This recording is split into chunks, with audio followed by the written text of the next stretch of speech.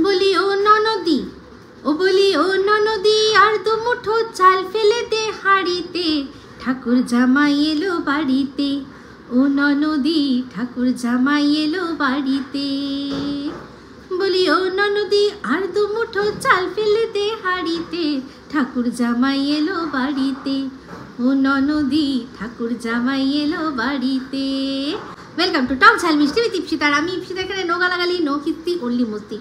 তো এই গানটা আজকে ইন্ট্রোডাকশানে যে গাইলাম, গানটা কেন গাইলাম, কারণ এখন যাদের নিয়ে কথা বলবো তাদের মধ্যে একটা বন্ডিং, ননদ আর বৌদির বন্ডিং বোঝানোর জন্য যে আমাদের সাথে একটা চেষ্টা করা হচ্ছিল, সেটা কতটা সফল বা ব্যর্থ সেটা নিয়েই আলোচনা করব। তাই হঠাৎ করেই গানটা মনে পড়ে গেল, যেখানে ননদকে আর কি তার ভাইয়ের বউ বলছে, তার বা দাদার বউ, বৌদি আর কি বলছে যে আর দুমুটো চাল ফেলে দে হাঁড়িতে, ঠাকুর জামাই এলো বাড়িতে। মানে ননদের যে হাজব্যান্ড সে এসছে, তোর ননদ আর কি তখন বাপের বাড়িতে সে রান্না করছে বা ভাত বসাচ্ছে, তো বলছে আরও একটুখানি ভাত নিয়ে নে, তোর বর আসছে।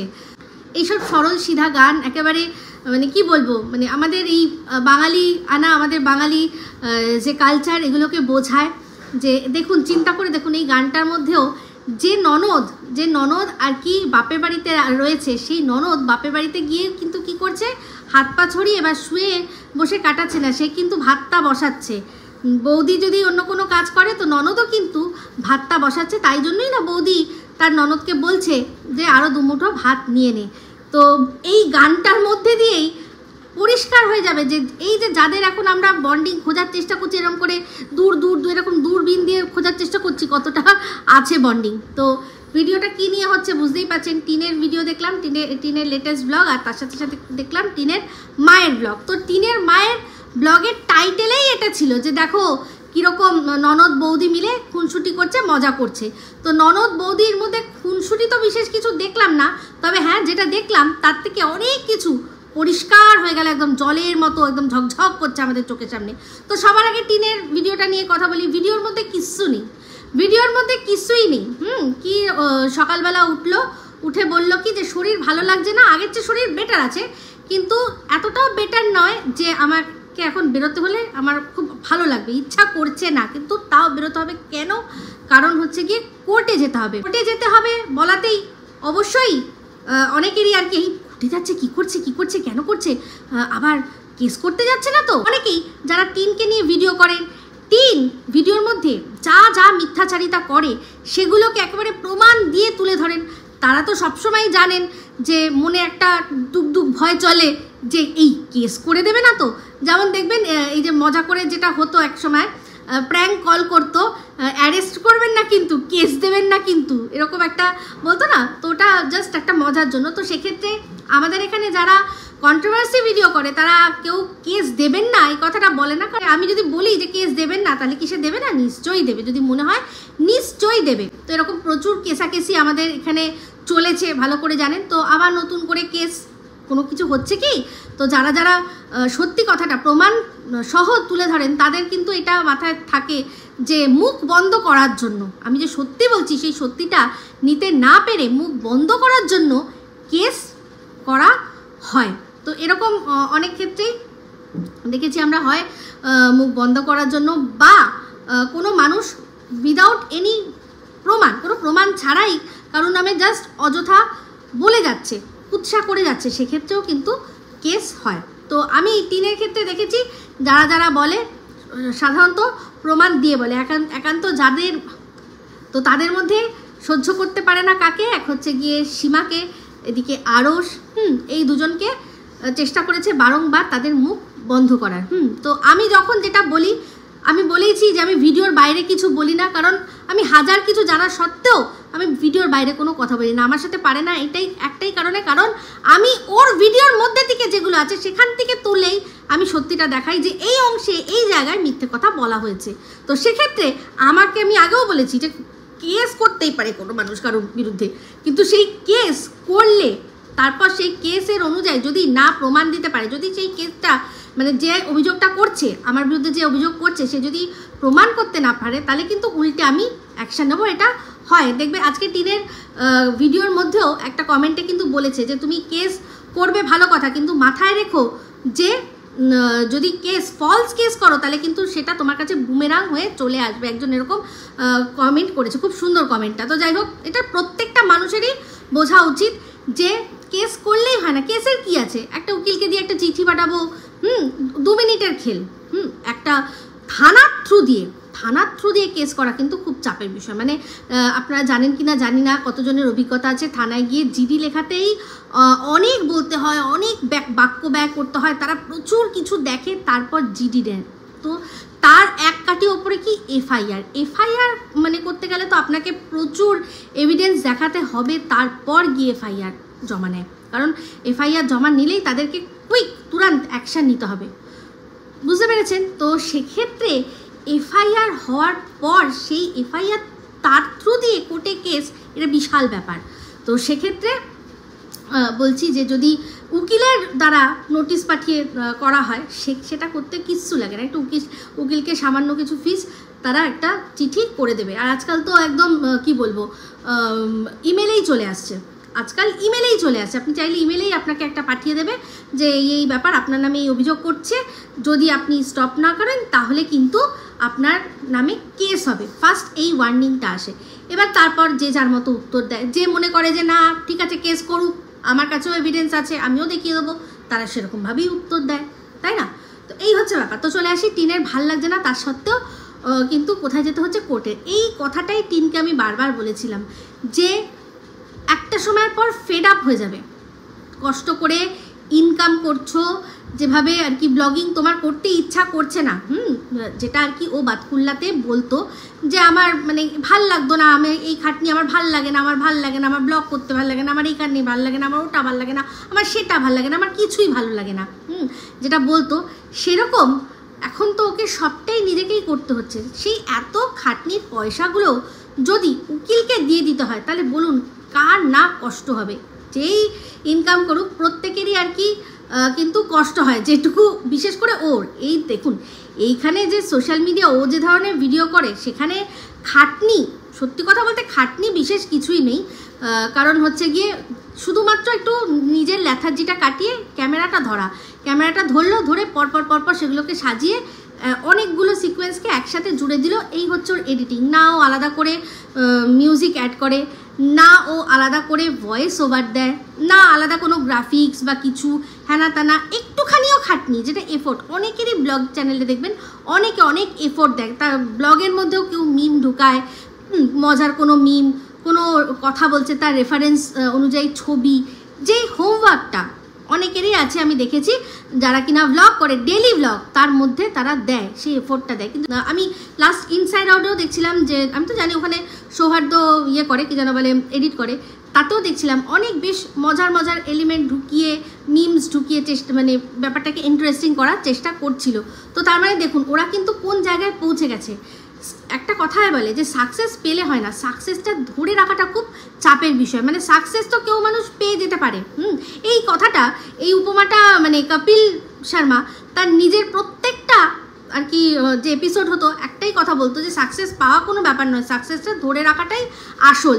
সে নিজেও কিন্তু ভুল করেছিল, একটা ভুল করে একটা প্লেনের মধ্যে সেই যে সুনীল গ্রোভারের সাথে ঝামেলা করে সবার চোখে কিন্তু নেমে গেছিল। যাই হোক, সে আবার একটা সেকেন্ড চান্স পেয়েছে, সবাই পায় না। তো সেক্ষেত্রেই বলছি, এই টিমকে বলছি যে এত কিছুর পর ও কিন্তু লাইফে একটা সেকেন্ড চান্স পেয়েছে, যে করেই হোক, যেমনভাবেই হোক, কিছু মানুষ ওর কিন্তু পাশে এসে দাঁড়িয়েছে। তো যাই হোক, তার মধ্যে একজন মানুষ আজকে এসেছিল আমার সাথে ঝগড়া করতে। সে কে? ওই হুতি, ওই যে গিলিয়েছিল কোথায় জানো, সল্টলেকের এক যে রেস্টুরেন্টে নিয়ে গিয়ে গিলিয়েছিল টিনকে আর টিনের মাকে। সে আজ হঠাৎ করে এসছে আমার সাথে ঝগড়া করতে। কি বলতে, এই যে আমি টিজিএমে যে ভিডিওটা করেছি, যেখানে আমি লিখেছিলাম যে বৌমার কুনজর ছিল শ্বশুরের ওপর, সেটা নিয়ে বলতে এসছে যে লজ্জা করে না তোর মেয়ের বয়সী, মেয়ে, তোর লজ্জা করে না? প্রথমেই একটা লাইন দিয়েছে, আমার তুমি করে বলার ইচ্ছে নেই, তোকে আমার চোখে আরও নেমে গেছিস, তোকে তুই করে বলবো। তো আমার বয়ে গেছে ওর চোখে যে কিনা একটা মেয়ে যে পরকিয়া করে একটা ছোট বাচ্চাকে ছেড়ে রেখে দিয়ে নিজে জয় শ্রীরাম হাঁপিয়ে গেলাম করছে, হ্যাঁ, সে তাকে যে সাপোর্ট করে, সে আমাকে সম্মান করলো কি করলো না আমার কি যায় আসে। তো বক্তব্য প্রত্যেকটা প্রত্যেকটা মানুষেরই একটা, যে তোর মেয়ের বয়সী মেয়ে, তাকে নিয়ে তুই এরকমভাবে বলছিস, তোর লজ্জা করে না? সবার আগে একটাই কথা, যে এই মেয়ের বয়সী মেয়েটাই তার শ্বশুরের সম্পর্কে কুৎসা করার জন্য তার সো কল্ড ওই হাফ লেডিস ভাইকে পেছনে লাগিয়েছে। তার ভিডিওটা দেখেছি, তার প্রত্যুত্তরে এই ভিডিওটা আমার ছিল, যেখানে কিনা পরিষ্কার বুঝিয়েছি যে সত্যিই যদি শ্বশুরের যদি কুনজর ওর প্রতি থাকতো, তাহলে প্রত্যেক সময় কেন শ্বশুরকে নিয়ে ভেবেছিল যে আলাদা করে, যখন সংসার আলাদা হবে শ্বশুর সাথে যাবে, কেন ভেবেছিল?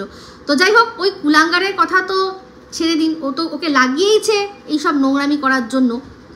কিন্তু এই মেয়েটি কি করে পারে, যে যাকে পিতৃতুল্য, সে তো নিজে জানে, তার বিবেক তো জানে যে তার শ্বশুর তাকে কোন চোখে দেখতো। তো সেখানে যারা এই মেয়েটাকে সাপোর্ট করে, তাদের চোখে আমি সম্মান পেলাম কি পেলাম না, আমার কি সত্যি কোনো যায় আসার কারণ থাকতে পারে? নেই, আমার যায় আসার কোনো কারণ নেই। তো যারা আমাকে বারবার বলেন টিন আমার মেয়ের বয়সী, ভালো কথা, আমার মেয়ের বয়সী টিনকে আমি বলছি, তার জন্য আমি অনেক ভগবানের কাছে আমি অভিশাপ পাবো। তারপর হচ্ছে কি আমার মেয়ের সাথেও এইসব হবে। আচ্ছা, উল্টো দিকে চিন্তা করে দেখুন তো, যারা আপনারা প্রত্যেকে এই মেয়ের বয়সী মেয়েটাকে সাপোর্ট করার জন্য আপনাদের বাবা মায়ের বয়সী শিলা দেবী আর তার হাজব্যান্ডকে ছোট করছেন, আপনাদের লাগবে না? মানে আপনাদের কি অভিশাপ লাগবে না? নাকি শুধু মেয়ের বয়সীকে বললেই হয়, বাবা মায়ের বয়সী তাদেরকে অপমান করা যায়, অপদস্থ করা যায়? তো আমি যেমন মেয়ের বয়সী মেয়ে, তার অন্যায়গুলো চোখে আঙুল দিয়ে দেখিয়ে দিচ্ছি, তেমনি আমার বাবা মায়ের বয়সী শিলা দেবী আর মেসোমশাই, তাদের সম্পর্কে যারা নোংরা কথা বলছে, তাদের মুতোর জবাব দিচ্ছি। তো ভগবান সেই জন্য আমাকে আশীর্বাদ দেবে না? নাকি ভগবান আপনাদের মতো কানা হয়ে গেছে? ভগবানকে আপনাদের মতো কানাদা ভাবেন নাকি? মাঝখানে একটু অংশ কেটে দিয়েছি, কারণ মুখে আনতে পারি না, কিন্তু ইচ্ছা করছে বলতে, কানাদা আপনারা, এই জন্যই এই ধরনের কথাবার্তা বলতে পারেন। আমাকে বলছে যে ও বাচ্চার কথা আপনি এত কষ্ট পাচ্ছেন বাচ্চার জন্য, তাহলে বাচ্চা যদি এখন মায়ের কাছে চলে যায়, তাহলে তো আপনার আনন্দ পাওয়ার কথা না। না, এখন আর আনন্দ পাবো না, কারণ যে মাকে দেখেছি যে বাড়ির থেকে অশান্তি করে যাওয়ার সময় সব নিতে পেরেছে, শুধু বাচ্চাটাকে নিতে পারেনি। থানায় রাত 3টে অবধি বসেছিল, যখন বাচ্চাকে দিতে চেয়েছে তখনও তার সময় হয়নি। তারপর 3 দিন কৃষ্ণনগরে ছিল, তাও তার মনে হয়নি যে আমি বাচ্চাটাকে নিয়ে যাই। তারপর হচ্ছে গিয়ে তারপর থেকে বাচ্চাটার সম্পর্কে বিশেষ কোনো কথা নেই। তারপর বেশ কয়েক মাস পর যখন মাল রিকভারি করতে আসলো, তখন নিজের বাচ্চাকে একবার দেখতে না চেয়ে জিনিসপত্র হাতড়াচ্ছে। সেই মা, যে মা কিনা বাচ্চাকে জন্মদিনে উইশ করতে পারে না, নিজে এত জায়গায় ঘুরছে বেড়াচ্ছে, বাচ্চার যে সময় জ্বর সে সময় ভ্যালেন্টাইন্স মানাচ্ছে, সেসব দেখেছি। সেই মায়ের কাছে যদি এখন বাচ্চা যায়, আমি মোটেও খুশি হব না, উল্টে আরও আমার উদ্বেগ বাড়বে, উৎকণ্ঠা বাড়বে। যেরকম শ্বশুর বাড়িতে ফেলে দিয়ে চলে এসছে, তেমনি বাপের বাড়িতেও এখন বাচ্চাটাকে রেখে দিয়ে কোথায় ঘুরতে বেরোবে? তার বাচ্চার আর বাপের বাড়ির অবস্থা দেখেছেন, যেখানে কিনা দিনে দুপুরে এরকম করতে করতে করতে বিষধর সাপ ঘুরে, তারপর হচ্ছে গিয়ে শিয়াল এসে বিড়াল ছানা তুলে নিয়ে যায়। এরকম সমস্ত যখন দেখেছি, এখন বাচ্চাটা তার মায়ের কাছে থাকলে আমি বরং উৎকণ্ঠায় ভুগবো। বাচ্চা যেখানে আছে একদম ঠিক আছে। তাই তখন মনে হয়েছিল যে কি মা বাচ্চাকে রেখে যেতে এরকমভাবে গেল কি করে? তখন মনে হয়েছিল যে বাচ্চাকে রেখে কিভাবে ঘুরতে পারে। বাদবাকি তো এই তোদেরই দল বলের লোকেরা বলে দিয়েছে যে কিসের জন্য বেরিয়েছিল, সব ঠিক ছিল, শুধু বেডরুমেই অভাব ছিল, তাই না? তো যাই হোক, চলে আসি আবার টিনের ভিডিওর মধ্যে। কষ্ট হচ্ছে, তাও তাকে যেতে হচ্ছে, চোখে মুখে পুরো ফ্রাস্ট্রেশন ঝরে পড়ছে, যে শুধু শারীরিক কষ্ট করে যাওয়া নয়, যাওয়া মানে ওখান থেকে তো খরচারও ব্যাপার আছে, তাই না? তো যাই হোক, ওখানে গেল, সেখানে কোর্টের চত্বরটা আমাদের দেখালো, তারপরেই সেখান থেকে বেরিয়ে গেল কোথায় না, বাপি যেখানে কাজ করে সেখানে। তো সেখানে বাবাকে কিন্তু দেখালো না, শুধু বেরিয়ে ওর বাবার যে জায়গাটা কাজ করে সেই জায়গাটাই শুধু দেখালো। এখান থেকে তারপর যে রাস্তাটা ওর ধরে বললো কোথায় যাচ্ছে না, দাদার বাড়ি। তো যাই হোক, আজকেও দাদার বাড়ি গেল ঠিকই, কিন্তু দাদাকে দেখালো না। এটাতেই বুঝে গেলাম যে এটা সম্পূর্ণ একটা ঢপ, এটা একটা ঢপ। দাদার বাড়িতে যায়নি, যদি যেত তাহলে কিন্তু দেখাতো। তো যাই হোক, তারপর যে রাস্তাটা দেখালো, সেই রাস্তাটা দেখে বুঝলাম যে এটা হচ্ছে সেই রাস্তা যেখানে কিনা ওর ফ্ল্যাট ছিল। আপনারা যদি ভালো করে দেখেন তাহলে বুঝবেন এটা কিন্তু পিচের রাস্তা নয়, এটা এক রকমের দেখবেন ইট পাওয়া যায়, সেই ইটগুলোকে দিয়ে যে বাঁধানো রাস্তা হয় না, ওরকম চওড়া বাঁধানো রাস্তা কিন্তু এখন অনেক জায়গা জায়গাতেই হয়েছে, যেসব জায়গায় একটু ট্রাফিক বেশি তাদের এরকমভাবে দিয়ে দেয়, যেখানে বড় বড় লরি টরি চলে সেই রাস্তা। তো পুরো যখন অটো করে যাচ্ছিলো পুরো বোঝা যাচ্ছিলো যে হয়তো ওরা ফ্ল্যাটে গেছে। তো যাই হোক, সেখান থেকে এসে তারপর যে কথাটা বললো তাতেও কিন্তু পরিষ্কার আমার মনে হলো যে হ্যাঁ হয়তো ফ্ল্যাটে গেছে। কারণ এই যে বললো যে ফিরে এসে যে কোর্টে গেছিলাম না, তোমরা কিন্তু ভেবো না যে কোনো রকম কোনো কেস করতে যাচ্ছি। হ্যাঁ, অ্যাকচুয়ালি কি এই যে টিনের যারা আর কি দালালরা আছে তারা সবাই লাফালাফি করে একটাই কথা দিয়ে কি না, টিনকে বলে যে তুমি স্টেপ নাও, স্টেপ নাও। আরে ভাই, ও স্টেপ কার বিরুদ্ধে নেবে? সীমার বিরুদ্ধে স্টেপ নেবে? চেয়েছিল তো, একটা ফলস কেস করতে চেয়েছিল তো, যেখানে ওর বাবা নাকি নিজেকে শেষ করে দেওয়ার কথা ভেবেছে সীমার কথায়। করেছিল তো, তার লাভ কি হলো, তার ফল কি হলো? একটা মানুষ যে নিজেই নিজের পুরো জীবনটাকে পাবলিক করছে, সেখানে যা দেখছে সেখান থেকে দেখে সেখান থেকে বললে কারুর কিস্তু হবে না, কারুর কিস্তু হবে না। হ্যাঁ, যেগুলো মানে প্রমাণ একেবারে দিতে পারবে না অথচ সেই কথা বলছে, সেক্ষেত্রে যদি নেয় স্টেপ তবে হয়তো কিছু হলেও হতে পারে। তো সেরকম স্টেপ ও যদি নেয়, ওরও কিন্তু প্রচুর টাকা খরচা আছে, কিন্তু এরা বোঝে না। এরা একটাই কথা, স্টেপ নাও, স্টেপ নাও। এই মাঝখানে কিছুদিন খুব ভালো করে আমার বিরুদ্ধে তাতাচ্ছিল যে আমার বিরুদ্ধে স্টেপ নেওয়ার কথা। কিসের জন্য স্টেপ নিতে পারবে আমার জন্য? কোনো প্রাইভেসি ব্রিচ করেছি? ও তো নিজেই বলেছে ও কোথায় ছিল। তো এই বিষয়টা নিয়ে আজকেও এই হুতি কিন্তু আমাকে বলতে এসেছিল কি যে খুব বড় নিজেকে হনু মনে করেছিস, ওই স্টেশনে যে কেউ একজন গেছিল সেই ভিডিওটা তুই পাবলিশ করে নিজেকে বড় হনু মনে করেছিস। না রে, হনু মনে করিনি। তুই ওদের বিরিয়ানি ঠুসিয়ে হয়তো নিজেকে হনু মনে করতে পারিস, আমি মনে করিনি।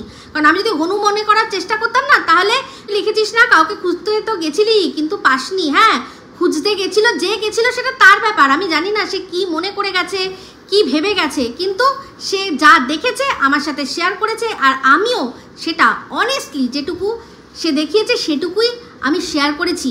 তোদের মতো নোংরামি করিনি রে, যেমন কি না এই আসানসোল বালিকে নিয়ে তোরা করেছিলি, দেখেছিলি না প্যান্টের চেন খুলতে পারেনি, তাই জন্য ইন্টু কুলুকুলুটা সম্পূর্ণ হয়নি।